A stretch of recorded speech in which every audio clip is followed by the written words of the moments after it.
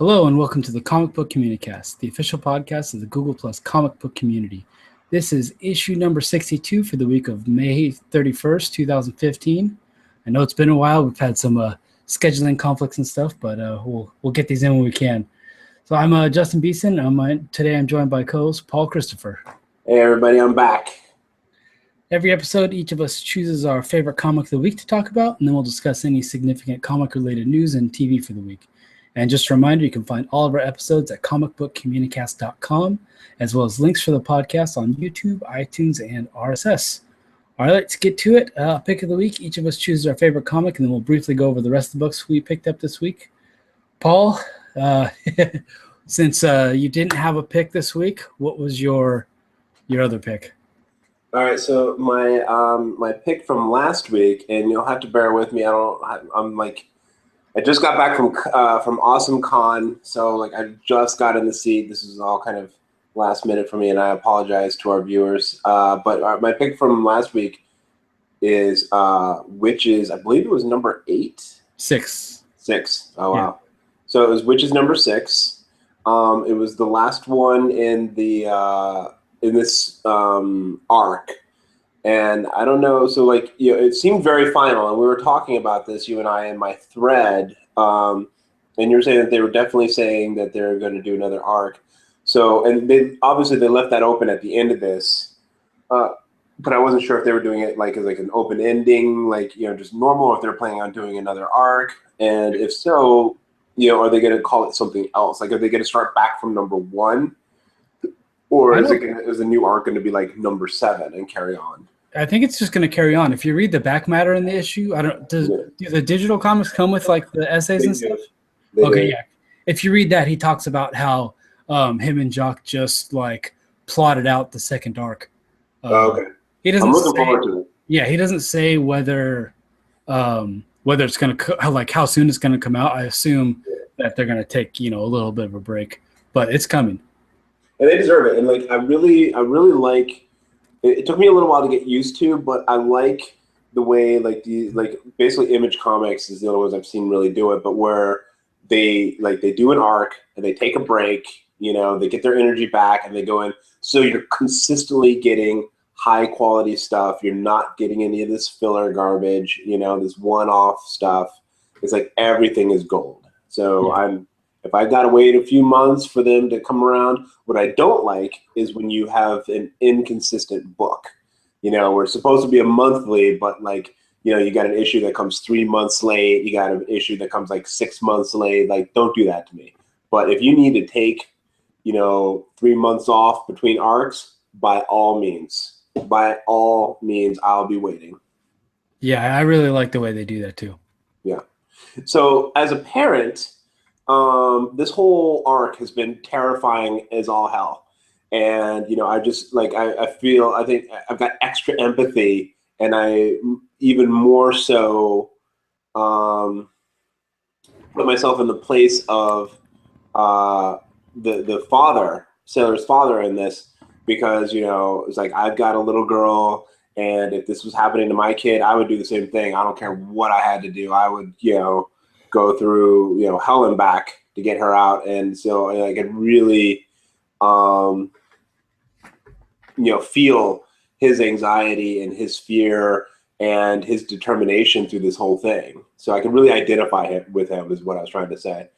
So this whole storyline has had an extra layer of terror for me, extra personal layer, but besides that, it's just an incredibly well-written story. It's very good with the chills and the scared, there's no scared, jump scare type stuff. It's just this continuing sense of dread throughout the entire book, and they've just done an excellent job. And this definitely needs to show up on something like a Showtime, or better yet, HBO or Netflix, somewhere where they could do this as it was intended, not hold back and get it look really scary as it should be. I think it would be great. I think this would lend itself very well to the visual medium.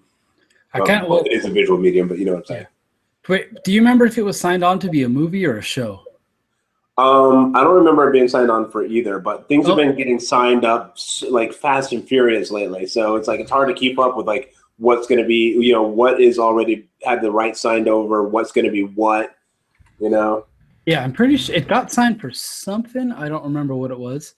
Um, but yeah, I agree, and I really like. Oh, it's a movie deal. Well, Yeah, so good because I was like I don't know about a TV show, but this would make an awesome movie. see, I think it's I don't I think that with a movie they might have to truncate it too much. Like if it was like a 10 episode like event series, I think they could do that. Like if it was on a channel like FX, where they're not going to pull their punches, or AMC or Stars. I think that would be really cool. But I'll wait and see. I'll definitely go see the movie. Yeah.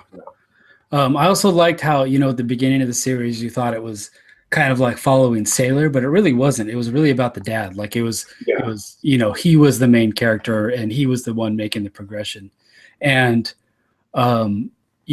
Snyder sometimes on his arcs he has a little issue with ending things, but I thought the ending to this was perfect. Did not see it coming at all, and I No. thought it was very satisfying way to end it.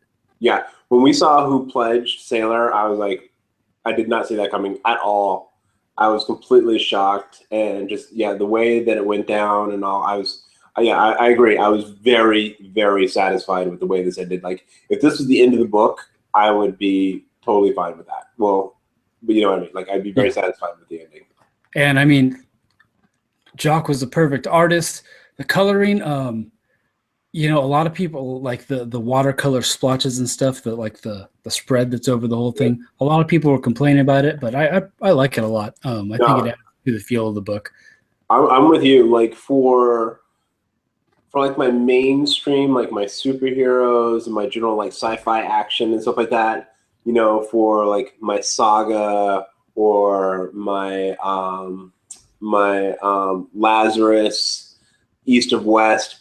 I want a pretty like realistic looking art, but when it comes to like horror and things like that, then that I think really lends itself to more expressionistic types of art, because it really Doc's art really set the mood, really helped create the atmosphere that would not have otherwise been there if it was just more like realistic art. Yeah. Cool. So that's Wytches number 6, and hopefully it comes back soon. Yes. All right, hold on. So my pick for this week, I didn't get through all my books, but I got through most of them. And my pick is, I feel like this is my pick every time it actually comes out, which is only about every 5 to 6 months, but that's the Sandman Overture number 5. So this is the latest in, Neil Gaiman's new Sandman story. To be honest, I don't even really remember what's quite going on where this issue picks up. I'm going to look forward to when this is all out so I can reread it, but I'm going to try and explain it. It's a little crazy and probably won't make any sense. So the universe is about to be like destroyed or some big thing. So, Dream had gone on this quest to go fix it or whatever. So at the moment, he's in a black hole, and he had basically summoned his mom. And for these beings, for the endless and for the more powerful, for them to summon each other is like kind of a big thing, and it's a lot of them take offense to it. So this issue picks up. He's talking to his mom, who I think is like the night. She's like, I don't know, the goddess of the night or the night itself. And they're kind of talking, and they're real tense because they haven't spoken in probably millennia, and she's kind of pissed that he contacted her only when he needs help and not just to say hi. And so they kind of touch on where all the other endless are doing, and he's catching her up. And then, she asks him to stay there, because she misses him or whatever. And when he refuses, she gets real pissed off and says, no, you got to go back into your black hole. So he's back in there. And then his brother, Destiny, ends up just summoning him because Destiny is supposed to know like everything that's happening or everything in the future. And this boat shows up in his realm, and he doesn't know what it is, so he's kind of freaked out about it because apparently it's dreams, even though he doesn't remember or know what it is.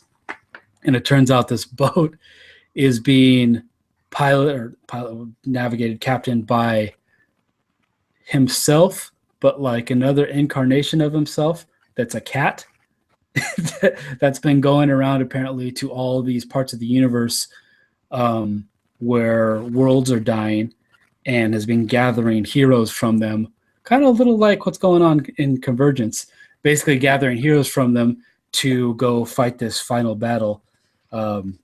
And so it ends up with them together, and like there's all these crazy characters, and they're about to go fight something. But it's really hard to explain. I mean, this comic book is worth it. I love Neil Gaiman, but the star of this book is really J.H. Williams and his art. Every page is just, you could spend 10 minutes on each page just looking at all the detail. It is amazing. There's really no standard layouts. It's all like big spreads, and then using devices in the story for the different panels. So, when they're in the big black hole, you've got these like swirling mist things, and those separate each like little bubble in that is a different panel. And then when you're on when it follows Destiny in his realm, the spread is like an open book, and then each panel is like a section of the book. And it is amazing. And the coloring, because J.H. Williams doesn't do the coloring, but the coloring is a big part of it too. I can't find it, but anyways, an amazing book, and I can't wait for the last issue of this to come out, which supposedly Neil Gaiman said he's already written it, so he's just got to wait on the art. So I'm guessing that it won't be as delayed as all the other stuff. And DC is already committed to having a collection out by the holidays, so it should end sooner rather than later. Well, you convinced me. I need to get this. I'll probably wait for the trade, but yeah, it sounds really neat. Well, it is. Dave Stewart is the colorist. That's who it is. However, it's awesome by itself, but it means a lot more if you've read the Sandman run first. Yeah. Because, it's a prequel, so, there's not really a problem going in and just reading this, but it's definitely the preferred. He actually, when I was reading whatever he posted about having the last issue finished, he said you should read the main story. Then there was another, either a graphic novel or another miniseries called Endless Nights. So you should read the main story, then Endless Nights, and then this last, basically the way they were released. But yeah, it's like I said, it's worth it just for the self-contained story, and the art alone is mind-blowing. So when you do get around to checking it out, you'll have to let me know. Yeah, absolutely. Yeah, Sandman's one of the ones that I missed when it first came out, and that I've been wanting to go back, because it's one of those like landmark series that everybody kind of like refers back to. Yeah, definitely. It's definitely one of those books that every comic fan should read. And I mean, even like just as a fan of like storytelling and stories, I think I've said this before, but it might be like my favorite fictional story ever told. Yeah. It's amazing. So since you said you didn't have any other books in your pull box, I guess I'll talk about the other books that I pulled. But you did say you were going to pick up Providence? Yes, I will absolutely pick that up. And yeah, so I got rid of DC, as I mentioned in the community, and I think that's why my pull box is empty, because I think this will probably be a DC week. But so now there's a gaping hole in this week that I will have to try and find at least one title to fill, now that I've got an extra $30 to blow every month, thanks to Beeson and Convergence. Yeah, and we'll get into that in just a little bit. Yeah. So my other books for this week, Adventure Time number 40. I dropped off after Ryan North left, but this one has a backup by Henry Leo and Matt Fraction. Henry Leo is Matt Fraction's like 8-year-old son. So I'm pretty curious about that, and I'll kind of hop back in and see if it's gotten better. Convergence Shazam number 2. I picked up a couple of the tie-in books. I haven't even read number 1 yet, but I love Doc Shaner and Jeff Parker, and they seem like a good combo. Plus, I think it clashes with Gotham by Gaslight, which is a real fun story. Inhumans Atalan Rising number 1, Injustice, Invisible Republic number 3. This is kind of a cool sci-fi story, but I think I'll wait a little bit and I'm going to drop off it because it's not quite keeping me. Old Man Logan number 1. This was pretty awesome. I actually had never read the original, but I went and read that whole thing and then hopped onto this. And kind of like Sandman, the story is pretty fun. It doesn't make a whole lot of sense quite yet, but the Andrea Sorrentino art, he's the one who did I, Vampire and then Green Arrow with Jeff Lemire. So his artwork is just amazing. Definitely worth getting. Pisces number 2. That's the new sci-fi series from the writer of Rat Queens, Kurt Wiebe. Postal number 4. Everybody should be reading this book. It's really fun. Providence. I thought it's all right, but I'm not a huge Lovecraft person. So Paul, you'll have to let me know what you think when you read it. Sandman. Sons of the Devil number 1. A new Image book from Brian Bucoletto about kind of cult goings on, and it was all right. And then Ninja Turtles number 46. So those are my books. I think I missed it this week, but if anybody wants to participate in our weekly book discussion, just use the hashtag CBC Pollbox. There's usually a weekly post, or you can make your own post and use the hashtag, and other people will join in. So time to get to this week's issues, where we choose a news story, TV episode, comic issue, or anything else that stood out to us this week. And Paul, so what was your issue? My issue is Convergence and DC post-Convergence. Anybody who's been watching the Communicast from the beginning knows that I've only had a very few DC titles, and most of those were centered around, matter of fact, all of them were centered around Batman some way, somehow, and except for Supergirl. But I had already dropped Supergirl because they had already begun their new trajectory with her, and then Batgirl, same thing, and then just all the stuff that I've been hearing about post Convergence. I do not like the idea of this Robins thing. I understand the appeal. I understand what they're trying to do. It just doesn't appeal to me. I'm not necessarily saying it's a bad idea. It's just not something I'm interested in. And this whole thing of Robo Batman, Gordon is Robo Batman. No, it's no. So, once they destroyed the whole Batman family universe thing going on, I was like, I'm done. I'm out. And I'll just wait for them to, get bored of this and re-retcon everything and get everything sorted, and then I'll come back. Well, I don't know that that'll happen, only because what they did with Convergence, the end of it is kind of wipe out Crisis on Infinite Earths. So they are kind of going the opposite of where they, were doing with the New 52, and the opposite of Marvel. And what I get from this is they're just going to tell stories. They're not going to worry about so much about continuity or if it's in the same world or whatever. So, they could come out with books that, not are, not the mainstream or whatever, and they're just going to put it out to tell the story. So if you read some of the previews, like the Bizarro and Batmite and stuff, it's pretty silly and definitely not something DC would have put out, a few years ago.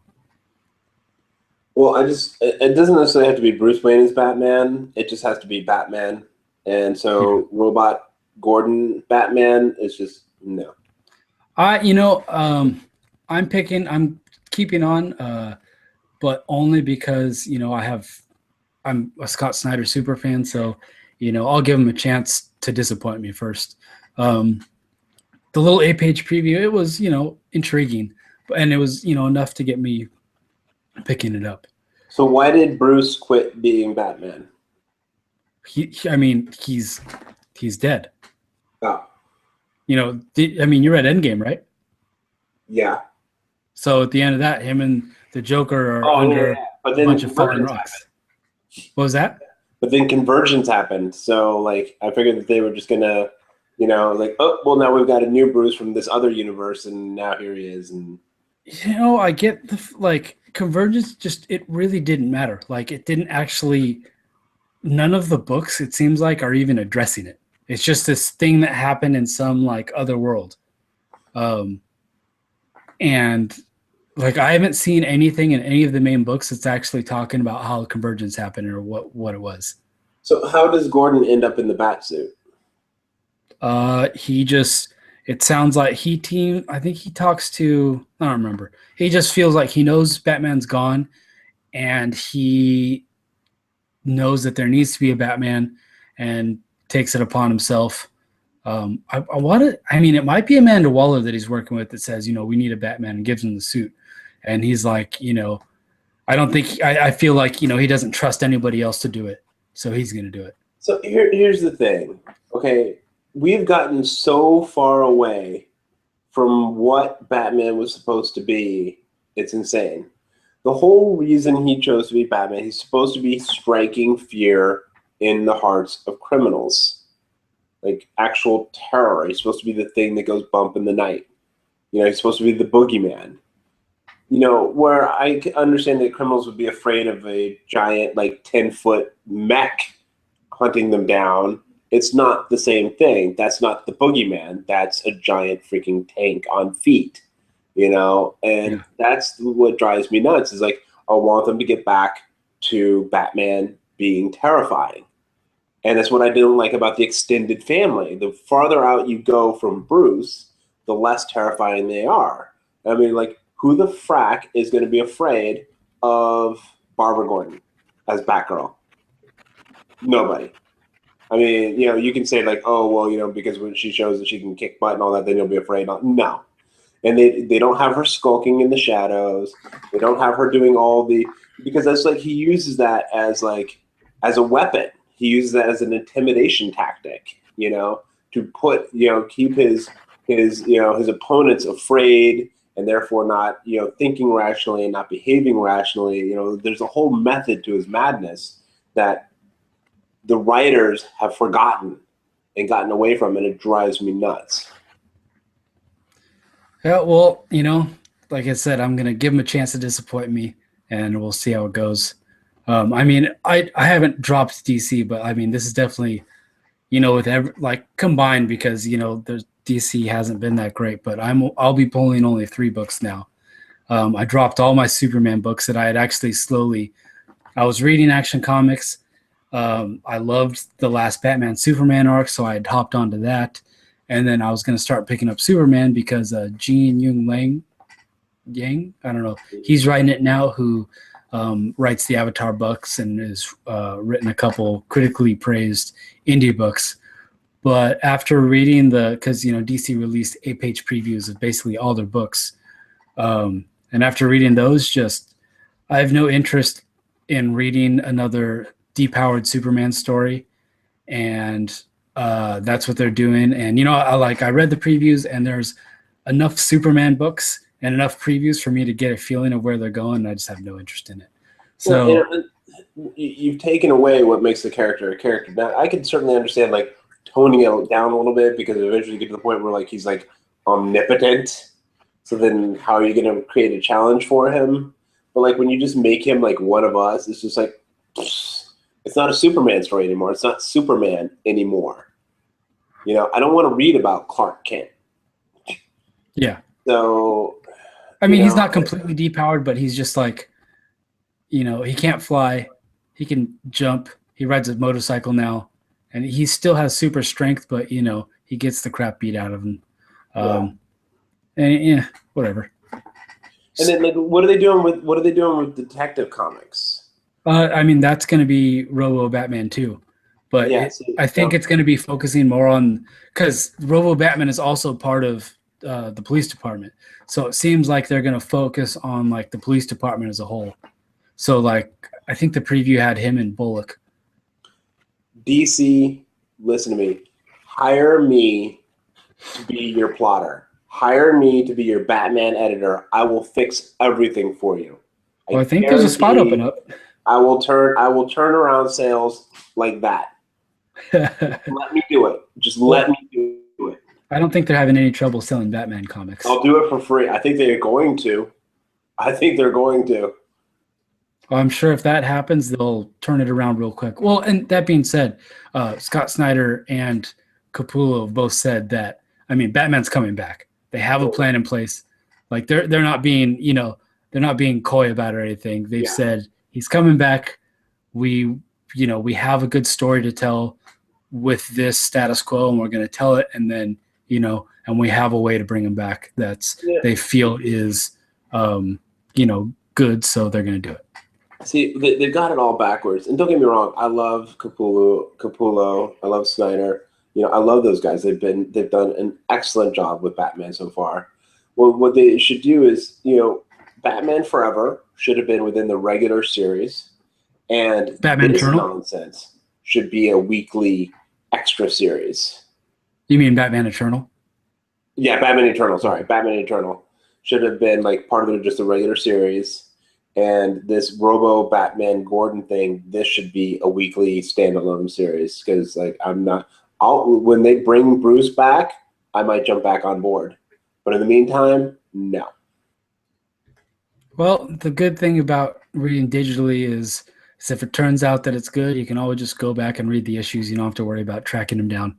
Yep. So now, I mean, for my DC Comics, I'm still going to hang on to Batman. The funny part is I'm actually adding 2 books. I'm going to hop back onto Green Lantern because it seems like they're finally doing something interesting with the character. Hal Jordan basically betrayed the Lantern Corps and took on the blame of all the crap that's gone down there. And he stole like the most powerful weapon that they had. And now he's kind of like on the run. So he's like a outer space fugitive or whatever. And so it seems like it's going to be like Western style, but outer space, which I'm a fan of. So that, and then Justice League, because both the like the previews for it and like the number 40, which is the prelude to the Dark Side War, it was really cool. So, I'm hit or miss with Jeff Johns, and it seems like he's got something good here. So I'm going to be reading that. And it's not a big crossover event that's going to take however long and cross over to however many books. It's only in Justice League. So I'm in for that. What is somebody, I can't remember the guy's name, I apologize, but you know who you are. When I mentioned that I was dropping DC, he was saying that the new Constantine looked good. You know what's going on with that? What are they doing with that? That's just James Tynion and Ming Doyle are taking it over, and they're doing, they're bringing it back to basically the Hellblazer. They're not trying to mainstream them anymore. They're going to do, the old Vertigo style or whatever. And there's a preview of that too that you can check out. And it was pretty cool. The art is by Riley Rossmo, and I wasn't so much a fan. So I'm going to kind of wait and see how reviews are on that and then check it out. That's actually the other thing. The other DC book that I was super excited for was Dark Universe. I've mentioned it many times on here that I loved those books, basically the magical dark side of DC Universe, when like Jeff Lemire and Robert Venditti were doing them, but they dropped off and the books basically tanked and got canceled. But they announced that James Tynion was going to write it, and he announced that he's not anymore. Didn't say why. So I don't know. So we'll see. I think what DC needs to do is separate the mystical titles, like completely remove them to their own universe. I think the mystical titles work great on their own, but then as soon as you run into like a Batman, then it's like, wait, what? And then it just doesn't work anymore. For me anyway. I mean, I think that's about what they're gonna do. Yeah. Because like I said, with Crisis not existing anymore, everybody can have their own universe. If they mesh together, fine. If they don't, whatever. So I think that is kind of what they're gonna do. They're gonna leave it on their own. All right, so I might check that out. I'll wait and see what people start saying. Check out on Comixology. They have all of the previews on there that you can download. So, and I mean, they pretty much have every book on there. Cool. And you can get an 8-page, feel. And I don't know, some of them are their own stories, and some of them I think are like the beginning pages of the June issues. Right. So now, anything else to add with post-Convergence DC? Nope, that's it. That's all I got.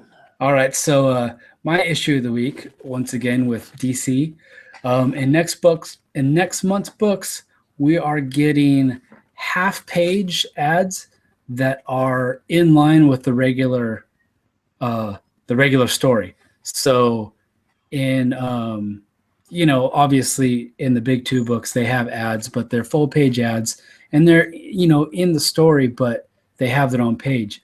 This month we get in the centerfold, so the big, the main page in the middle, you get a half page of story and then a half page Twix ad with Nick Lachey on each side.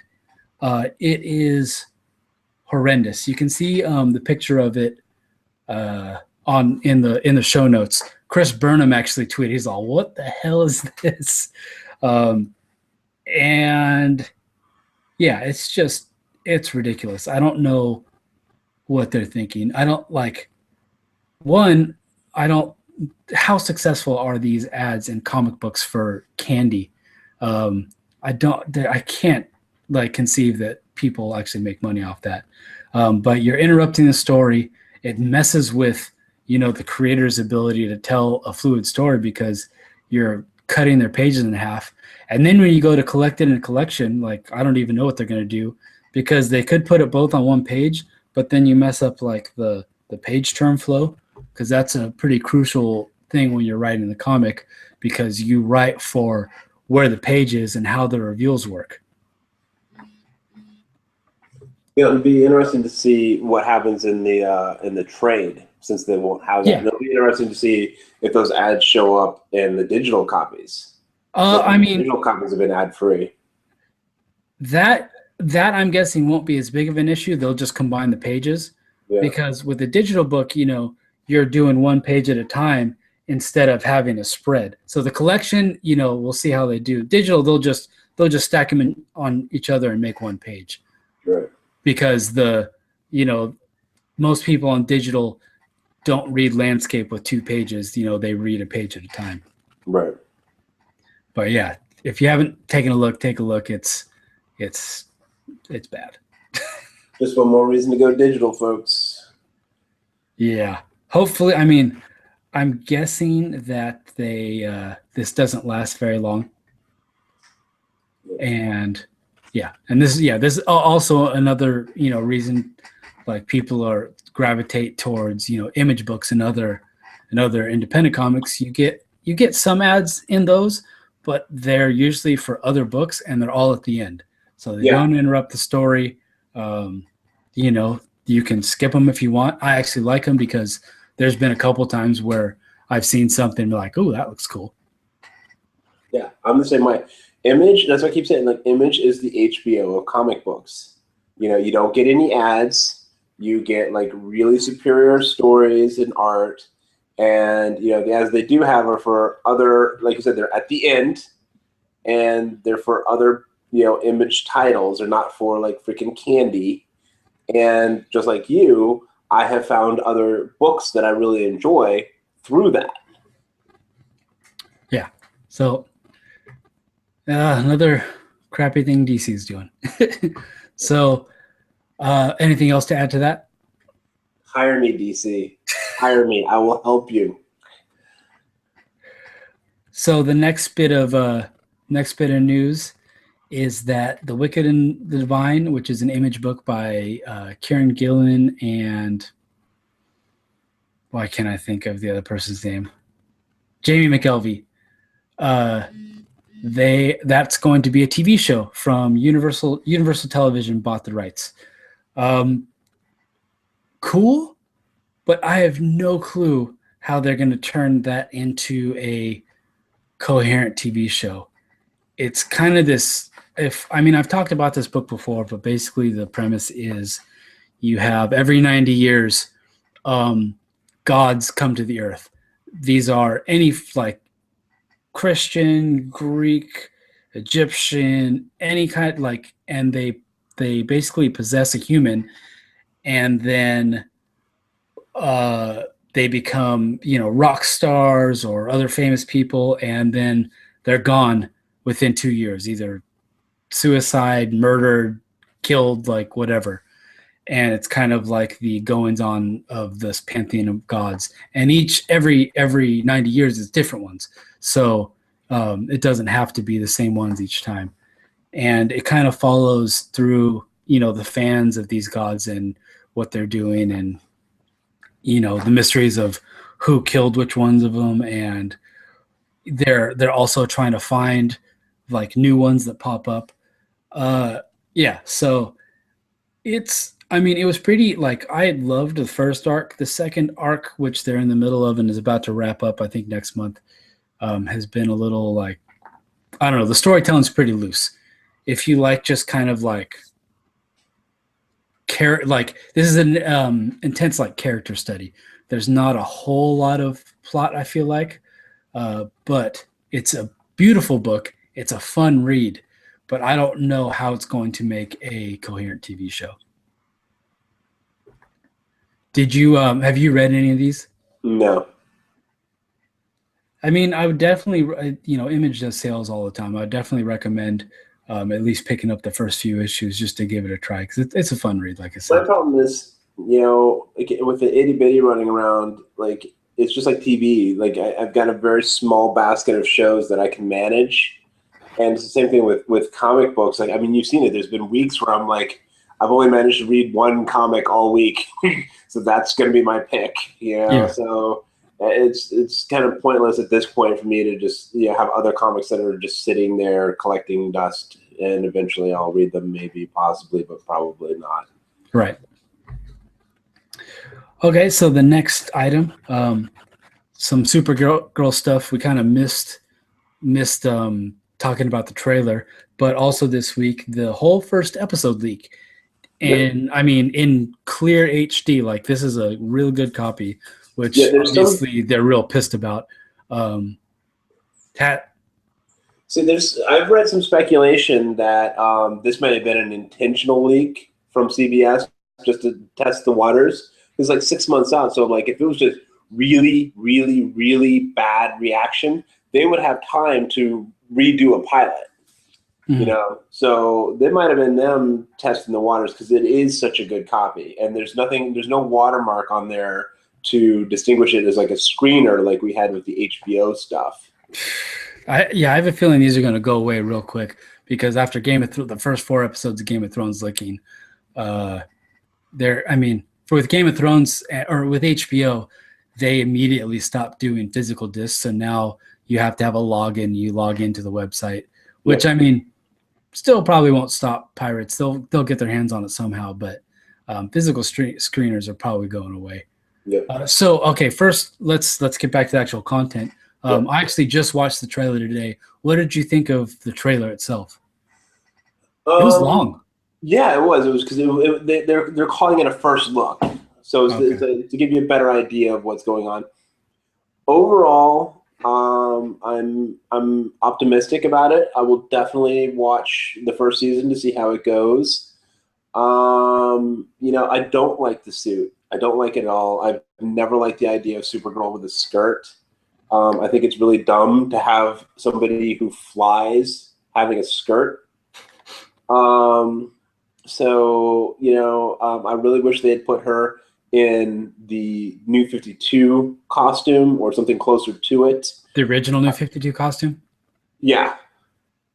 With the original New 52 costume or something closer to it, or at least something without a skirt. But like they like mentioned in the trailer that, like, it's a work in progress, so maybe they'll evolve to it. I do like the fact that they acknowledge Superman exists, so they're not pretending like he was never there. Although I sincerely doubt we'll ever see him. So I wonder. So in that sense, I'm wondering if that one might have continuity with the films. I don't know. They haven't said one way or the other yet. No, I don't think so, because in the trailers, Jimmy Olsen's in the movie, right? No, I don't think he was in the movie. I'd have to look, but he's in the trailer. He's a black guy now, and much to their credit, I have not heard an internet uproar about this one.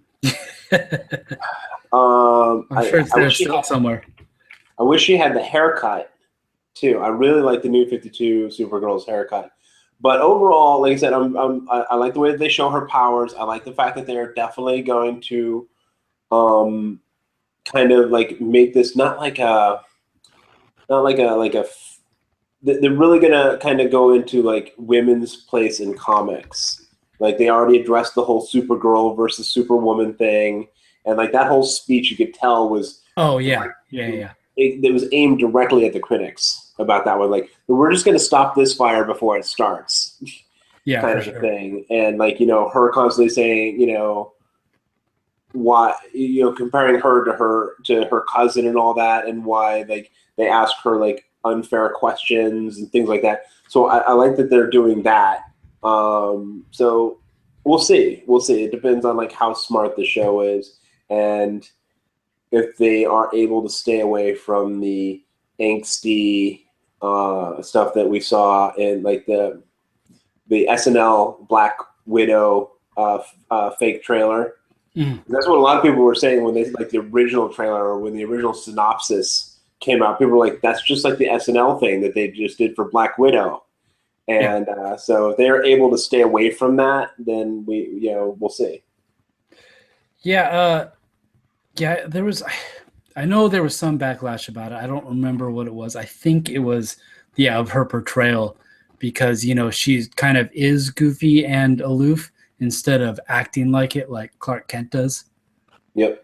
I mean, I don't know.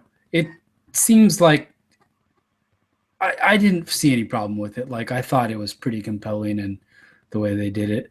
I think it's kind of weird that everybody knows her secret. It seems like.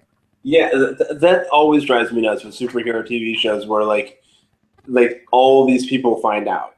It's like that is not the case in the comic, and there's a reason for that.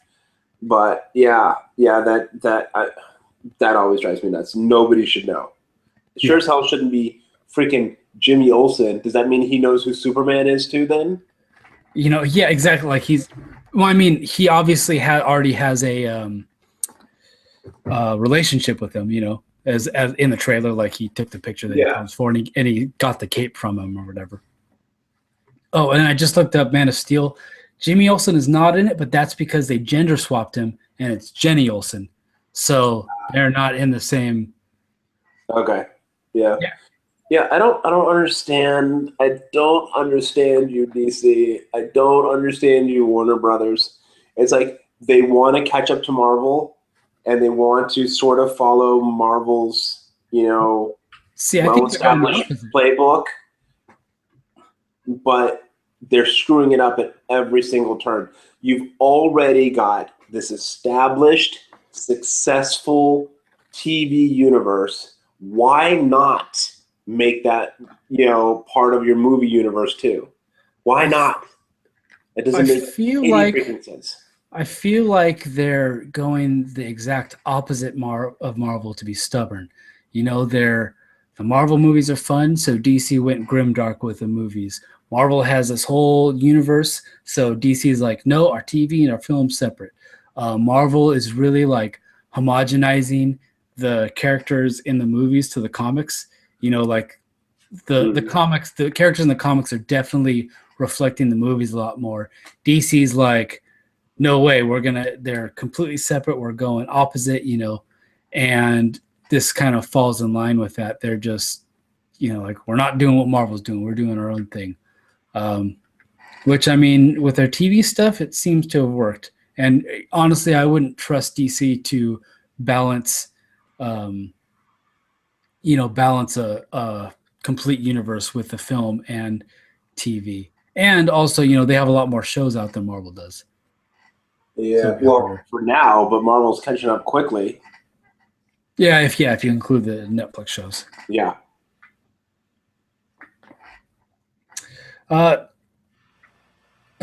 So anything else to add with the Supergirl? Oh, did you watch the leaked pilot? I've not found it. I don't really screw around with stuff like that because I don't need to end up with some like virus on my computer. Some douchebag out there thought it would be cool, so I can wait. Cool. Yeah, no, I haven't watched it either.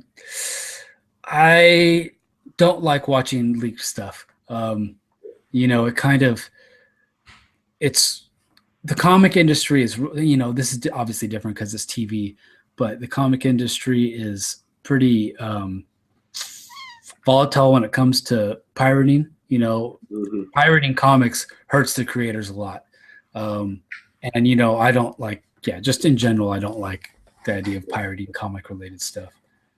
No. And if you ever go to a comic book convention and you talk to the creators, then you be even more sensitive to it. Yeah. And plus, like in our community, we have a lot of creators there, and so kind of like talking with all of them, I guess, become more sensitive to it. Yeah. It's definitely, it's a lot different when you like know and interact with people that are affected by it. Yeah. So our next and last item is basically Suicide Squad. A lot has happened.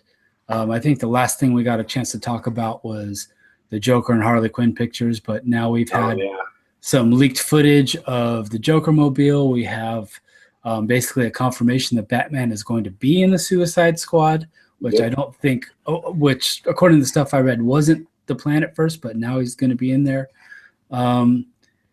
There's, nothing to me personally, like nothing that's come out for this movie has me excited at all about it. And then also the last bit of it is that with everything coming out, it's forced Arrow not to be able to use Harley Quinn. Yeah, exactly. So like Arrow had an entire. First of all, they already did the Suicide Squad. Second of all, they had like this entire Harley Quinn because they've already teased her twice. They had this entire Harley Quinn arc that they had planned. They suddenly had to kill, which I don't understand because they already have. They've got Flash on TV, and they've got a completely different Flash coming out in the movies. So why couldn't they have Suicide Squad on TV and a different Suicide Squad in the movies? It doesn't make sense. Yeah, it doesn't. I mean, but I guess it's because it's like they regard like her as like a marquee character, kind of like Superman or Batman. They're not going to allow. Flash has got his own movie. You can't get any more marquee than that. You're right. So it's like if this guy can have his own movie, and a TV show, then Suicide Squad should be able to have its own movie and appear in a TV show. Yeah, definitely. And like. I think, we haven't seen the movie, but with the stupid tattoos and the way that the film universe is going, I would much rather see a Harley Quinn in the TV universe than a Harley Quinn in the movie universe. Yeah. Because, who knows? But, she's supposed to be the comic relief, and that's probably not going to happen. I wonder if she's still going to have the accent. I don't think so. That's hard to pull off and keep up, and it's not hard for her voice actress, right? But that Margot Robbie, she's been good in the movies I've seen her in, but I don't take her as much of like a character actor. Yeah. So we'll see. But we'll see. Anything else to add on the Suicide Squad? Nope. All right. Didn't quite have time to look up a CBC Just for Fun topic, but definitely participate in those every day. Joseph Sokolowski posts them up. They're fun discussions that usually get a lot of engagement, so I would recommend checking those out. Oh, also, Miller Ramos, one of our moderators in the community, wanted me to mention that he does a fan art Friday post or thing every week. So, in the past they'd done existing characters, but right now, since we do have a lot of creators in the community, you can submit your own character or your own property, and then you put it up right, and there's a questionnaire that you fill out, and then he'll write about your work, and then a bunch of artists that are in the community will draw your stuff So you kind of get a bunch of fan art of your work, and it's been really fun. So those go up, I think, every Friday and throughout the week. And so definitely check those out. Interesting. Yeah, it's been pretty cool. So the last thing, we are more than our weekly comics, so we like to talk about the other things that we've been consuming over the last week. So any other non-comic stuff you've been into? First of all, I want to give a shout out to Ben Temple-Smith, who I met at AmazeCon, or AwesomeCon today at DC, and really cool guy. Really enjoyed talking to him. Like, we were having like an honest to God conversation. Talked to a little bit about why he left 10 grand. He was kind of cagey about that. So obviously there was something going on in there. But then we talked about his work on the Squitter, which I really enjoyed. I've mentioned that on the podcast. And he's got a new book that he's working on, another Lovecraft. He's doing Dagon. He's going to do a book based on Dagon, and I'm definitely psyched about that. So, yeah, Ben Temple-Smith, I've enjoyed his work, and it was really, really, really a pleasure to actually get to meet him. So, cool. Other than that, I'm still working on my novel, and I'm really trying to kind of get a feel. So I've got two ideas that I think would make excellent comics, and they could both be like sustain their own universes. But I don't have time to write, and I'm more of a prose writer anyway. So like scripting is not my forte. And I certainly can't draw. So now I'm kind of like, when I go to these conventions, I'm talking to some of the independent people, excuse me, and trying to get an idea of how the industry works and what I need to do to end up maybe with like a finished book somewhere. And so that's been an interesting conversation to have with people, because basically what I would just be is I'd be the plotter. The plotter, yeah. Yeah. And so I need to find myself a writer and an artist, or a group of artists, and how do I go about doing that? And so I'm slowly but surely, hopefully, artists / writers that would make my work a lot easier. But so like I'm slowly but surely kind of wading my way through there. So it's kind of interesting getting an idea of getting a peek behind the scenes of the comic book industry. And it was really interesting at at AwesomeCon. I don't know why I keep wanting to call it AmazeCon. At AwesomeCon, to see some of these artists that were incredible artists who aren't working for anybody right now. I'm like, how on earth are some of these people not working at DC or Marvel or some of these other places, and they're working on two of the big ones that I talked to, they're working on their own stuff right now. Like, they're trying to get their own stuff going.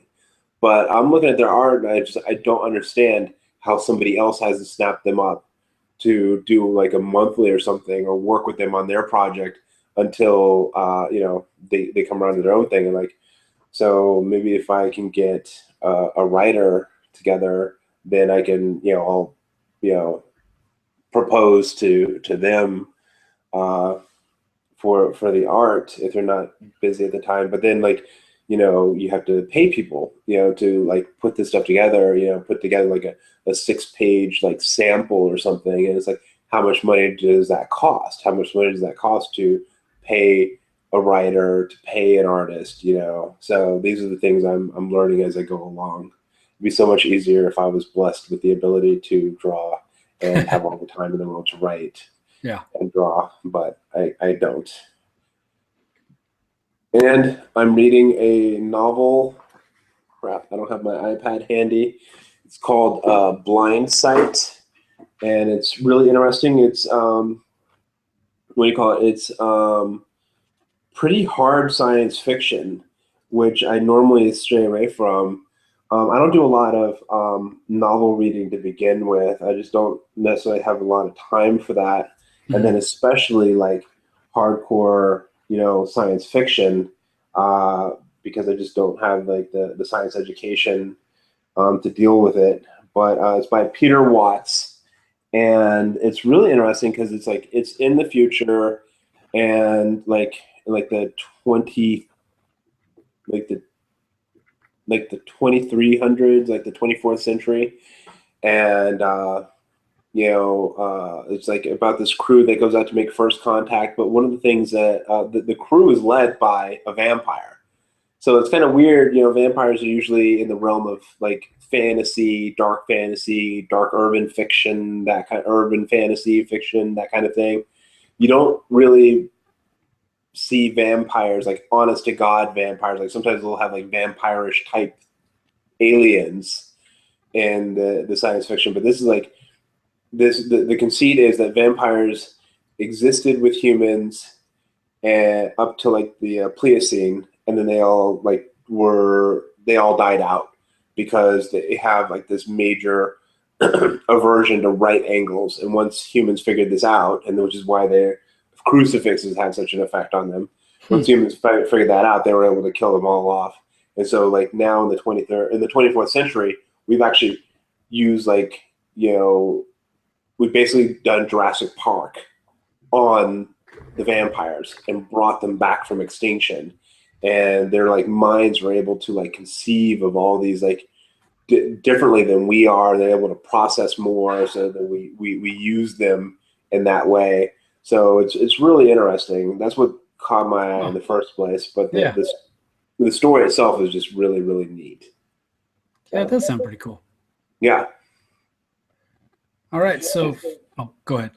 So what they've done is that there's like all this like kind of like gene splicing going on and all this thing. So like the crew of the ship, like they're out beyond Jupiter, and basically they have like some of the vampire genes like spliced into their own. So they basically like in sci-fi, like when they do long trips, you have people like in like suspended animation. These guys basically die. They're basically resurrected at the like vampires. Like they can go into like a torpor, and they can like then get resurrected with blood or whatever. So they're basically dead. They're basically zombies until they get resurrected when they reach their destination. And that was really kind of neat to read about. It's just very interesting take. Yeah, that does sound like an interesting take on the vampire stuff. What's it called? Blind Sight? Blind Sight. Yeah. Sounds pretty cool. So I have a couple things. I started watching Aquarius. So this is a new show, like a new take on the Charles Manson story. And it has David Duchovny as like the main detective who's kind of got like starts out investigating something else, but then ends up investigating Charles Manson. I've watched the first 2 episodes. It's pretty good. Not like blow me away great, but it's good, and I'll definitely want to watch the rest of it. It's kind of interesting. NBC is airing it weekly. I think there's 13 episodes, but then they also release the whole season online. But you can only watch it through their website or their app. But like the app doesn't have any like you can't put it to Chromecast or Roku or anything like that. So it's kind of dumb, and their streaming is not great. It's real stuttery. So that's interesting. I'm not quite sure what they are trying to accomplish with that. It's not on Hulu? No. Yeah, it's real weird. So they kind of like, oh yeah, we'll release it all online, but then half-ass released it. But I mean, it's also on regular TV too. So it's on Hulu. Oh, it is? Yeah, it's on Hulu. Oh, well, never mind. I'm dumb. I thought I searched for it on. Yeah, like this. Okay, cool. Well, never mind. Watch it on Hulu. I was wrong. Yeah, so I would check it out. It's the first 2 episodes are good. Second thing, which I know you've seen too, is I finally went and saw Mad Max. Yes. It wasn't the best action movie ever, which is what a lot of critics are saying, but it was a lot of fun. It was crazy. It's a very unique action movie. Like, it's not shot and edited and everything like a typical action movie. And most, like, all the stunts are practical. There's not, I mean, there's CG in there, but not CG to like complete the stunts. It's like more like, you know, atmosphere and stuff. And the way they shoot all the action is, I don't know if it's under cranking or if they slightly sped it up, but it has this crazy, like, jarring action that makes it real fun to watch. And yeah, definitely worth. I mean, if you like action movies at all, you don't have to be fans of the original ones, but you should see this movie because it's a very unique and interesting action film. Yeah, I'd never watched the first three. So I went in this completely not blind. I've read about it like on Wikipedia and whatnot.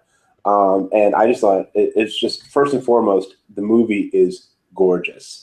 I think you could probably pause on any frame of this movie and it would be like a frameable picture.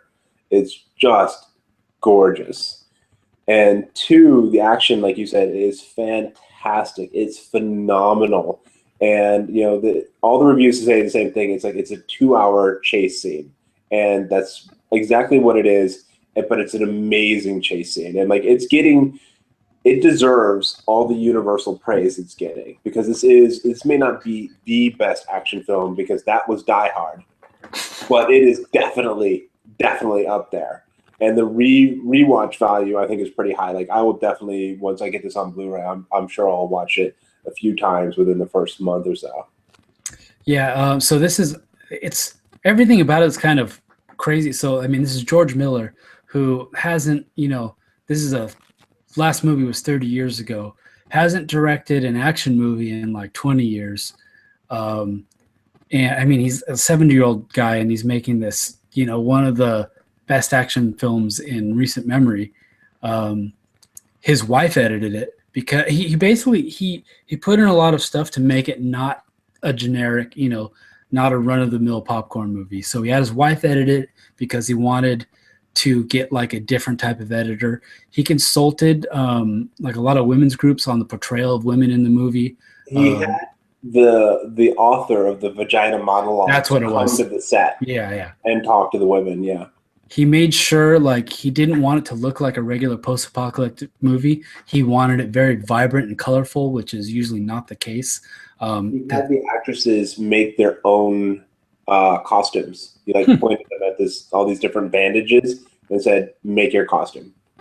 That's pretty cool. Yeah, and apparently it was freezing, and they kept getting splashed with water and stuff. And so those poor women were out there freezing their asses off. You wouldn't think so because it's like on the desert. You assume it's like scorching hot. You think that they're the ones that are the most comfortable, but apparently not.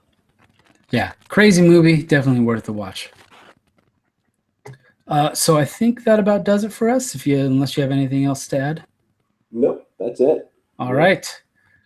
You can find links to all of our episodes on comicbookcommunicast.com. You can subscribe to our YouTube channel at youtube.com/comicbookcommunicast. Our audio version is on iTunes and RSS, so you can subscribe and rate us there as well.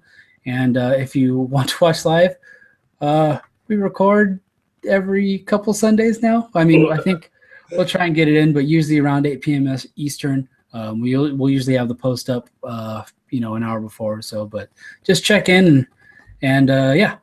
Thank you and have a good night. Good night, everybody.